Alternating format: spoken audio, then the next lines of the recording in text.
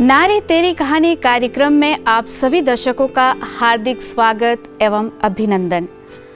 दोस्तों, पवित्र बाइबल के पन्नों को हम पलट कर देखें तो हम ऐसी बहुत सारी होनहार, बुद्धिमान और सुंदर नारियों का परिचय पाते हैं जिन्होंने मुक्ति कार्य में अपनी सहभागिता प्रकट की है। साथियों, आज हम पवित्र बाइबल के पुराने विधान से सारा के चरित्र को विस्तार से समझने का पूरा प्रयास करेंगे। मुझे पूरा यकीन है साथियों कि आपने सारा का नाम हमारी पवित्र बाइबल से सुना होगा। तो आइए दोस्तों, देखते हैं सारा के जीवन का सार एक कहानी के रूप में। सारा और अब्राहम उर शहर में निवास करते थे जो काफ़ी संपन्न था। यहाँ एक से बढ़कर एक कारीगर, दस्तकार और सौदागर थे। जाहिर है कि सारा और अब्राहम ने भी अपने घर को खूबसूरत चीज़ों से सजाया होगा, लेकिन दोस्तों, सारा के लिए उनका घर बस साजो सामान रखने की जगह नहीं थी। उस घर से उसकी बहुत सारी यादें जुड़ी थी। वहाँ उन्होंने कितनी बार अपने प्यारे प्रभु परमेश्वर से प्रार्थना की थी। लाजिम है कि सारा को अपने घर से बहुत लगाव था, मगर अब उसे यह घर छोड़कर जाना था। दोस्तों, उस वक्त सारा की उम्र करीब 60 साल और उसे यह भी नहीं पता कि उसे किस देश में जाना है। अब उसे खतरों और मुश्किलों भरी जिंदगी जीनी है। उसे वापस अपने घर आने की कोई उम्मीद भी नहीं है। दोस्तों, पवित्र बाइबल में उत्पत्ति ग्रंथ के 17वें अध्याय में सारा के मजबूत विश्वास की तारीफ की गई है, लेकिन सारा का विश्वास उर शहर में पूजे जाने वाले चंद्र देवता पर नहीं था, जिसके नाम की वहां पर बहुत बड़ी मीनार थी। सारा सच्चे परमेश्वर को मानती थी। साथियों, पवित्र बाइबल में हमें यह नहीं बताया गया है कि उसने प्रभु ईश्वर पर कब और कैसे विश्वास करना शुरू किया। जहाँ तक उसके पिता की बात है, वे उस वक्त मूर्ति पूजक थे। लेकिन दोस्तों, हमें इतना तो ज़रूर पता है कि सारा की अब्राहम से शादी हुई थी जो उससे 10 साल बड़ा था। उनकी शादी का बंधन बहुत मजबूत था। सारा अब्राहम की वफादार पत्नी, एक सच्चा जीवन साथी थी। वे एक दूसरे की इज्जत करते थे, आपस में खुलकर बातचीत करते थे और मिलकर मुश्किलों का सामना करते थे। दोस्तों, आप इस बात से परिचित हो जाए कि उनका आपसी रिश्ता मजबूत होने की सबसे बड़ी वजह थी कि वे दोनों प्रभु परमेश्वर से बहुत प्यार करते थे। इसलिए अब्राहम को उन सब का पिता कहा गया है जो प्रभु ईश्वर पर विश्वास करते थे। साथियों, पवित्र बाइबल हमें यह भी बताती है कि सारा की कोई संतान नहीं थी, वह बांझ थी। उस जमाने में और वहाँ की संस्कृति के बारे में सोचें तो सारा के लिए उन सब का सामना करना बहुत मुश्किल रहा होगा। फिर भी सारा अपने सर्वशक्तिमान ईश्वर और अपने पति की वफादार रही। सारा का एक भतीजा था जिसका नाम था लूत। उसके पिता की मौत हो गई थी। अब्राहम और सारा ने तब से उसे अपना बेटा मान लिया था और वे उसकी परवरिश कर रहे थे। तो दोस्तों, इस तरह उनकी जिंदगी चल रही थी। फिर अचानक सारा और अब्राहम की जिंदगी में एक नया मोड़ आता है। एक दिन सर्वशक्तिमान ईश्वर का दिव्य दर्शन होता है। प्रभु ईश्वर एक स्वर्गदूत के जरिए अब्राहम के सामने प्रकट होते हैं और अब्राहम से कहते हैं, तू अपने देश और नाते रिश्तेदारों को छोड़कर एक ऐसे देश में जाओ जिससे मैं तुम्हें दिखाऊंगा। साथियों, दिव्य दर्शन के बाद अब्राहम सारा के पास आता है। उसका चेहरा खुशी से दमक रहा होता है। वह घबराया सा घर में प्रवेश करता है। अब्राहम के खिलते चेहरे को देखकर सारा सांस रोके ही उससे पूछ लेती है, मुझे भी तो बताओ, उसने आपसे क्या कहा? साथियों, स्वाभाविक है, शायद एक पल के लिए अब्राहम सोचने लगा होगा कि क्या क्या हुआ। फिर उसने सारा को बताया कि प्रभु ईश्वर ने क्या कहा, तू अपने देश और नाते रिश्तेदारों को छोड़कर एक ऐसे देश में जाओ जो मैं तुझे दिखाऊंगा। साथियों, आप सभी ने अनुभव किया होगा कि अपने परिचित लोगों, रिश्तेदारों को छोड़ना आसान नहीं है। और सारा का भी यही हाल था। जहां उसने अपनी जिंदगी को खिलते मुस्कुराते देखा, कैसे छोड़ सकती थी। और हाँ, वह यह भी जानती थी कि शायद ही उनसे फिर वो कभी मिल पाएगी। मित्रों, फिर भी सारा हिम्मत से काम लेती है और फिर सफ़र की तैयारी में जुट जाती है। दोस्तों, आइए आगे देखते हैं कहानी कैसे आगे बढ़ती है। आखिर वह दिन आ ही गया जब सारा को अपना घर छोड़कर जाना था। पड़ोसी, रिश्तेदार, गांव आदि को छोड़ना बहुत मुश्किल काम है। सारा के मन में आंतरिक द्वंद्व चल रहा था, पर उसके पास कोई दूसरा चारा नहीं था। सामान बांधते वक्त वह सोचती है कि क्या ले जाऊं, क्या नहीं ले जाऊं, क्योंकि उन्हें गधों और ऊंटों पर सामान लाद कर ले जाना था, इसलिए वह कोई बड़ा सामान भी नहीं ले जा सकती थी। वह कोई ऐसी चीज़ भी नहीं ले जा सकती थी जिसकी अब उसे कोई ज़रूरत ना हो। सारा ने आवश्यक सभी सामग्री बांध ली और फिर सफ़र के लिए तैयार हो गई। अब्राहम और सारा दोनों अनजान सफ़र के लिए चल पड़ते हैं। वे कारवा फरात नदी के किनारे किनारे चलते हुए हारान पहुंचते हैं। यह शहर ऊर से करीब 960 किलोमीटर दूर उत्तर पश्चिम में स्थित है। प्यारे साथियों, एक बार फिर प्रभु परमेश्वर अब्राहम से बात करता है और दोबारा उसे आदेश देता है कि वह हारान देश छोड़कर एक ऐसे देश में जाए जो प्रभु ईश्वर उसे खुद बताएगा। इस बार प्रभु परमेश्वर अपने वादे के साथ कुछ और नया जोड़ते हैं, और वह भी कि मैं तुझे एक बड़ा राष्ट्र बनाऊंगा। मतलब कि प्रभु परमेश्वर अब्राहम से एक बड़ा राष्ट्र बनाएगा। साथियों, आइए अब हम गौर करें कि अब्राहम और सारा किस स्थिति में हैं। जब प्रभु परमेश्वर अब्राहम से वादा करता है कि मैं तुझे एक बड़ा राष्ट्र बनाऊंगा, साथियों, उस समय अब्राहम 75 साल का और सारा 65 साल की थी, और अब तक उनकी कोई संतान नहीं थी। फिर अब्राहम से एक राष्ट्र कैसे आ सकता है? क्या वह दूसरी शादी कर लेता? उस समय एक से ज्यादा पत्नियां रखने का रिवाज तो था, फिर भी सारा असमंजस में पड़ जाती है। जो भी बात रही हो, अब्राहम और सारा हारान छोड़कर सफर पर निकल पड़ते हैं।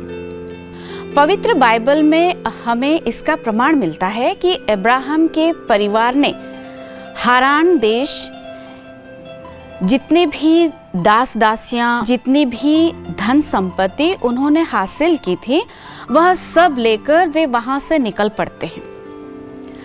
हारान से निकलकर वे दक्षिण दिशा में उस देश की ओर आगे बढ़ते हैं जो प्रभु परमेश्वर ने उन्हें देने का वादा किया है। वे अपने पूरे पड़ाव के साथ उस देश पहुंचते हैं जिससे प्रभु ईश्वर ने वादा किया था। वहां पहुंचकर वे बहुत खुश हुए। वहां की खूबसूरती, तरह तरह की चीज़ें और फिर वहां का सुहावना मौसम उन्हें बहुत पसंद आया। साथियों, अब्राहम और सारा का साथ प्रभु ने नहीं छोड़ा। लगभग उस जगह पर अपने को सुरक्षित महसूस कर ही रहे थे कि प्रभु उनके सामने एक और नई बात रखते हैं। शेकेम नाम की जगह पर मोरे के बड़े बड़े पेड़ों के पास प्रभु ईश्वर अब्राहम के सामने एक बार फिर से प्रकट होते हैं। तो इस बार प्रभु ईश्वर ने अब्राहम से कहा, मैं यह देश तेरे वंश को दूंगा। यहाँ पर वंश शब्द अब्राहम के लिए कितना मायने रखता है। लेकिन साथियों, उसका परिवार दुनिया की मुसीबतों से अछूता नहीं रहा। आइए देखते हैं कैसे अब्राहम का परिवार दुनिया की मुसीबतों से अछूता नहीं रहा। एक बार कनान देश में अकाल पड़ा। अब्राहम ने फैसला किया कि वह अपने परिवार को लेकर दक्षिण में मिस्र जाएगा। लेकिन उसे एहसास हुआ कि उस इलाके में उसके लिए एक बड़ा खतरा है। कनान देश में फिरौन राज्य करता था। साथियों, मैं आपको ये भी बता दूं कि सारा बहुत खूबसूरत थी। इस वजह से अब्राहम ने सारा से कहा, मुझे तुमसे एक बात कहनी है। जब हम मिस्र में कदम रखेंगे तो वहाँ के लोगों की नज़र ज़रूर तुझ पर पड़ेगी, क्योंकि तू इतनी खूबसूरत जो है। और जब वे तुझे मेरे साथ देखेंगे तो कहेंगे यह उसकी बीबी है। फिर वे मुझे मार डालेंगे और तुझे अपने पास रख लेंगे। इसलिए तुझसे मेरी एक विनती है, तू वहाँ के लोगों से कहना कि तू मेरी बहन है। इस तरह तेरी बदौलत मेरी जान सलामत रहेगी और मुझे कोई खतरा नहीं होगा। दोस्तों, आपको लगता होगा कि क्यों अब्राहम सारा से झूठ बोलने के लिए कह रहा है। अब्राहम सारा से झूठ बोलने के लिए इसलिए नहीं कह रहा था कि वह डरपोक है, जैसा कुछ आलोचक मानते हैं। साथियों, कारण तो ये था कि सारा असली में उसकी सौतेली बहन थी। अब्राहम का इस तरह सारा से बर्ताव करना जायज था। क्यों?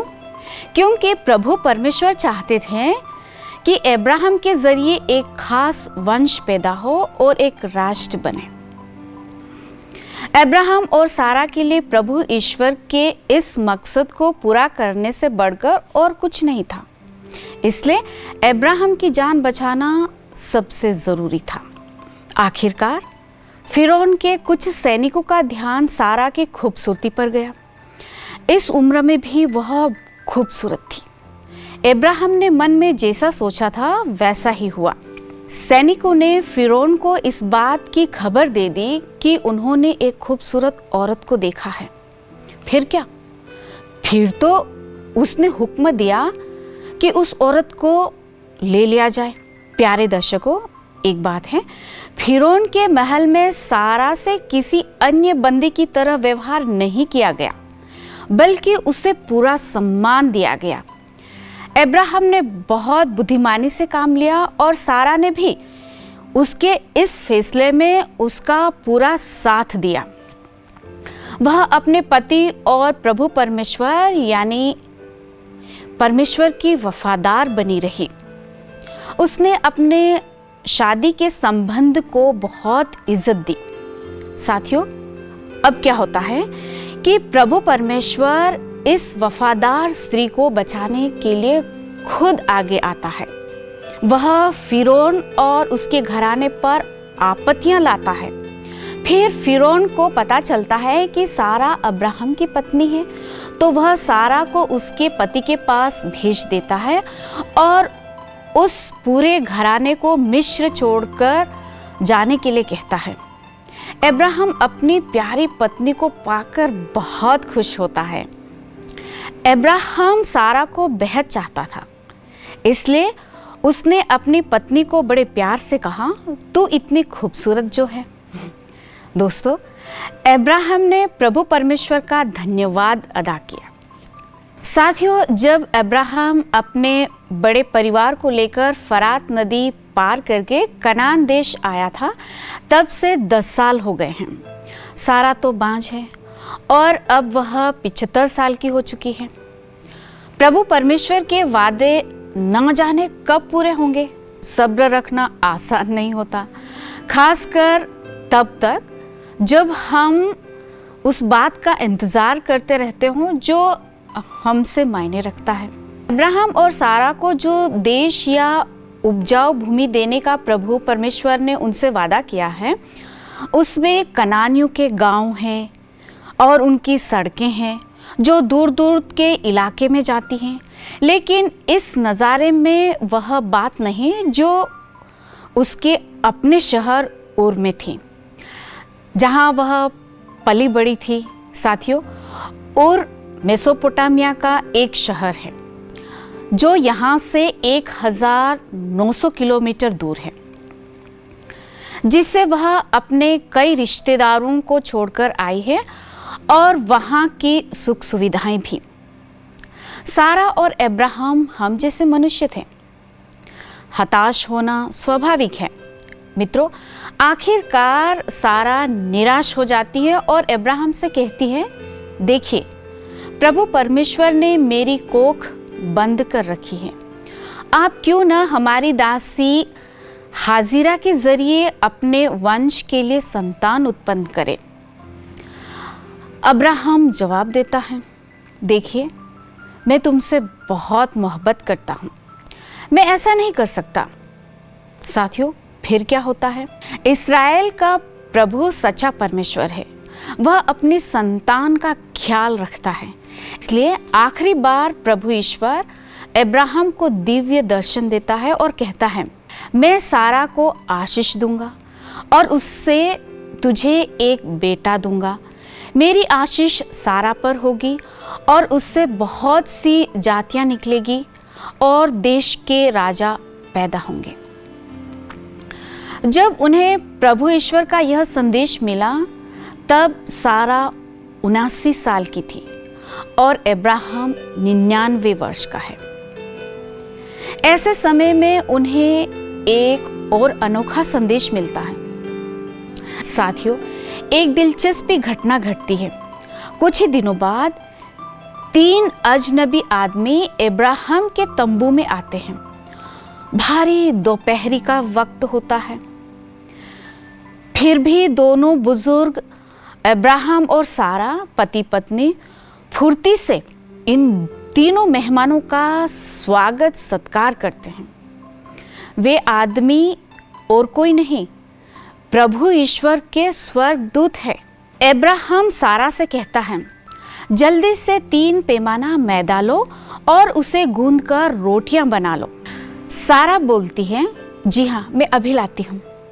स्वर्गदूत परमेश्वर का वादा दोहराता है और अब्राहम से कहता है कि सारा एक पुत्र को जन्म देगी। अब्राहम थोड़ा सोचकर कहता है, ओह सच। और उधर क्या होता है कि सारा उनकी पूरी बातें तंबू से सुन लेती हैं। इस उम्र में संतान उत्पन्न करने की बात सारा को इतनी अजीब लगती है कि वह खुद को रोक नहीं सकी और मन ही मन हंसकर कहने लगी, मैं तो बूढ़ी हो चुकी हूँ, मेरा पति भी बूढ़ा हो गया है। क्या इस उम्र में वाकई मुझे मेरी अपनी संतान का सुख मिलेगा? लेकिन साथियों, प्रभु परमेश्वर की योजना कोई नहीं जान सकता। भले ही अच्छे कर्मों में देर हो जाती है, पर ईश्वर अपना वादा पूरा करता है। स्वर्गदूत सारा से एक सवाल करके उसकी सोच ठीक करता है। स्वर्गदूत सारा के विचारों को समझते हुए कहता है, क्या प्रभु परमेश्वर के लिए कुछ भी नामुमकिन है? इस पर सारा डर जाती है और फिर अपनी सफाई देते हुए कहती है, जो आमतौर पर हम सब करते हैं, नहीं नहीं मेरे खुदा, आप तो महान हो। स्वर्गदूत ने कहा, फिर तुमने इस खुदा का मजाक क्यों उड़ाया? सारा कहती है, मजाक? कदापि नहीं। मेरा प्रभु ईश्वर कितना भला और दयालु है, उसने अपने दीन दासी के आंसुओं की पुकार सुनी है। स्वर्गदूत आगे कहता है, तुम हंसी क्यों? सारा घबराई हुई जवाब देती है, नहीं, मैं नहीं हंसी। स्वर्गदूत एक बार फिर पूरे यकीन के साथ कहता है, नहीं, तुम हंसी थी। प्यारे दर्शकों, प्रभु विश्वास में ही सारा ने गर्भवती होने की शक्ति पाई। हालांकि संतान उत्पन्न करने की उम्र तो बीत चुकी थी।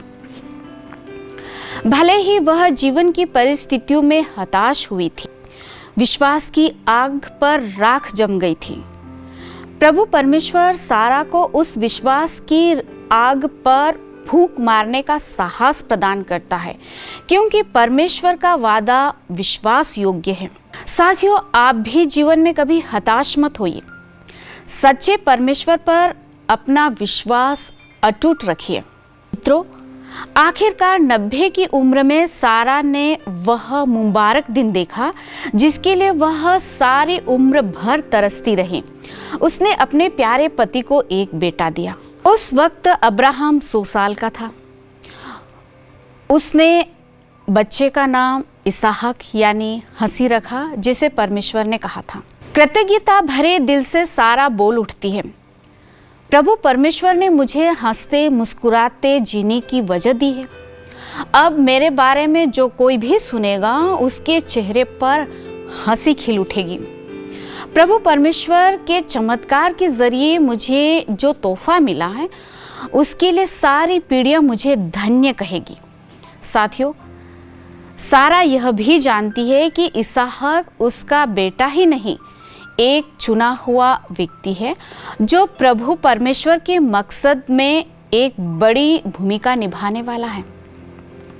प्रभु परमेश्वर वाकई वफादार परमेश्वर, सच्चा खुदा है और वह अपना हर वादा पूरा करता है। कभी कभी तो वह अपना वादा कुछ इस तरह पूरा करता है कि हमें हैरानी सी हो जाती है और कभी कभी तो शायद हमें सारा की तरह हंसी भी आ जाती है। प्यारे दर्शकों, नारी तेरी कहानी में ये था सारा के जीवन का सार एक कहानी के रूप में। अगले कार्यक्रम में हम आपके सामने फिर प्रस्तुत होंगे एक नए चरित्र के साथ। तब तक के लिए आज्ञा दे सिस्टर गंगा रावत SSPS को। जय शिव। धन्यवाद।